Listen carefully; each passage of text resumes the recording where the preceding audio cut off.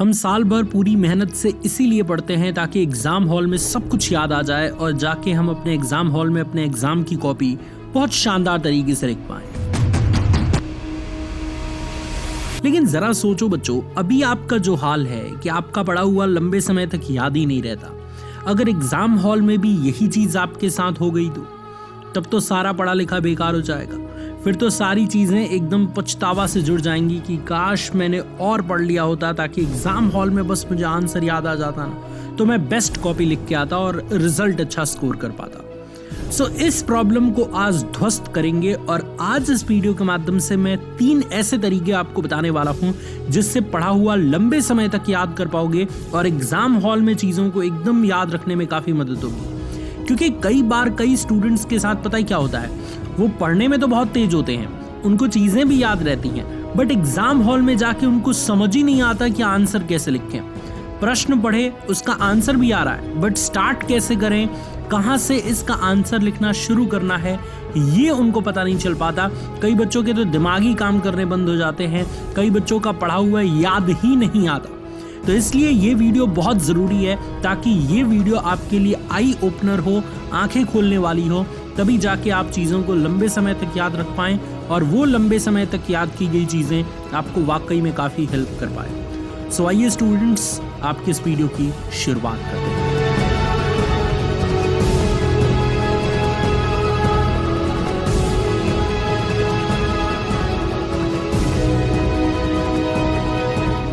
देखो, सबसे पहले तो ये याद रखो बच्चों कि भूलना मनुष्य की एक स्वाभाविक बीमारी है। अगर आप पढ़ा हुआ भूल रहे हो ना, तो आप एक नॉर्मल स्टूडेंट्स की तरह हो। ऐसा नहीं है कि आप एक बहुत बुद्धू इंसान हो। सब भूलते हैं, मैं भी भूलता हूँ, टॉपर से टॉपर स्टूडेंट्स भी भूलते हैं, सब भूलते हैं। बट ये है कि कहाँ भूलना है और कब तक भूलना है, ये निर्धारित करना चाहिए। पता चले कि साल भर पढ़ा और एग्जाम हॉल में ही जाके भूल के आ गए, तो ये बहुत गलत बात है। ऐसा बिल्कुल आपके साथ नहीं होना चाहिए, क्योंकि मेहनत आदमी इसी उद्देश्य से करता है कि मेहनत की गई चीजें सही समय पर मुझे याद आ जाएं, या मेहनत की गई चीजों का इस्तेमाल सही जगह पे हम सही तरीके से करें। अब आप एग्जाम हॉल में कॉपी लिखने के लिए ही इतने दिनों से मेहनत करते आ रहे हो और बताओ एग्जाम हॉल में कॉपी लिखते समय आंसर ही याद नहीं आएगा, तो कितनी गलत बात है। तो इसलिए इन 3 चीजों को फॉलो जरूर करना, जिसमें सबसे पहली चीज यही है,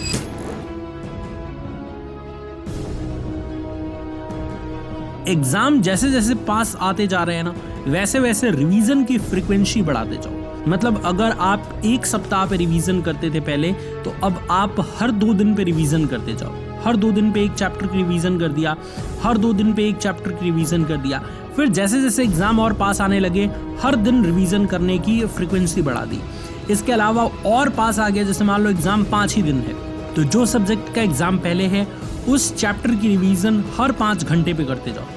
जिससे क्या होगा, जिससे ये होगा कि आपके दिमाग में उस पूरे चैप्टर की समरी बैठती जाएगी, पूरे के पूरे टॉपिक्स के इंपॉर्टेंट क्वेश्चंस की समरी बैठती जाएगी कि अच्छा इस क्वेश्चन का आंसर ऐसे लिखना है, इस क्वेश्चन के आंसर की शुरुआत हमें ऐसे करनी है। ये चीजें जहां बैठ गई दिमाग में, फिर लंबे समय तक चीजें याद रहेंगी। दिक्कत पता है क्या आती है, बहुत सारे बच्चे सैंपल पेपर करने में, इसके अलावा PYQ क्वेश्चंस की प्रैक्टिस करने में रिवीजन नहीं कर पाते बढ़िया, और रिवीजन नहीं कर पाओगे तो डेफिनेटली आंसर याद नहीं आएंगे, जो आपके लिए काफी घातक साबित होगा। तो पहली चीज यही याद रखनी है कि जैसे जैसे एग्जाम पास आता जा रहा है, वैसे वैसे रिवीजन की फ्रीक्वेंसी बढ़ा दो।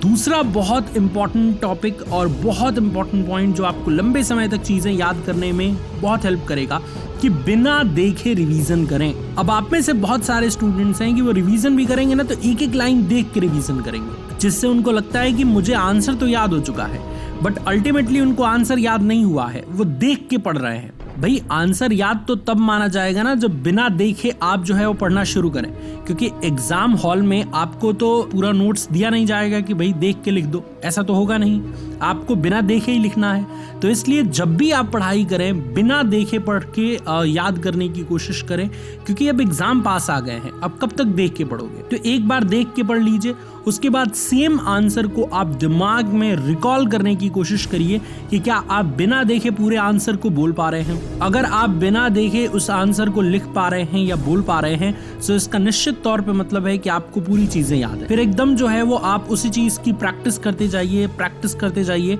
आप परफेक्ट बन जाएंगे।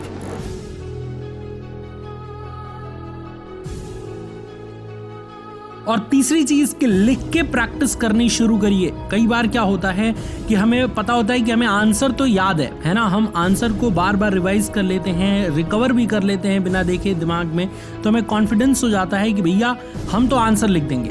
बट जैसे लिखने बैठते हैं ना, हमसे 4 लाइनें भी नहीं लिखी जाती, ऐसा लगता है कि याद ही नहीं आ रहा, कैसे लिखूं पूरा।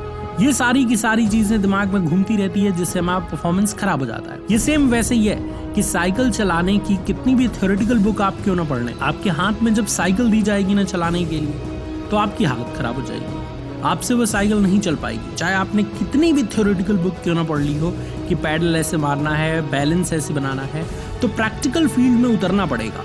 जब आप एग्जाम की कॉपी लिखने जाओगे तो आपके हाथ में कॉपी और पेन होगा और उसमें आपको आंसर को नोट डाउन करना होगा। ये है प्रैक्टिकल आपका। तो आप चाहे कितने भी आंसर्स को रट लो, जब तक उसकी प्रैक्टिकल नहीं करोगे, जब तक उसको लिख के प्रैक्टिस नहीं करोगे, तब तक वो चीजें बेहतरी के रूप में नहीं आएंगी। और इंसान बेहतर तभी बनता है, खासतौर पे एक स्टूडेंट, जब वो लिख के पढ़ता है। सो मैं आशा करता हूँ कि इन तीनों चीजों का इस्तेमाल आप करोगे और अपने एग्जाम्स में बेस्ट नंबर लेके आओगे। देखो यार, हमारा उद्देश्य हमेशा से यही रहा है कि आप स्टूडेंट्स की हेल्प की जाए।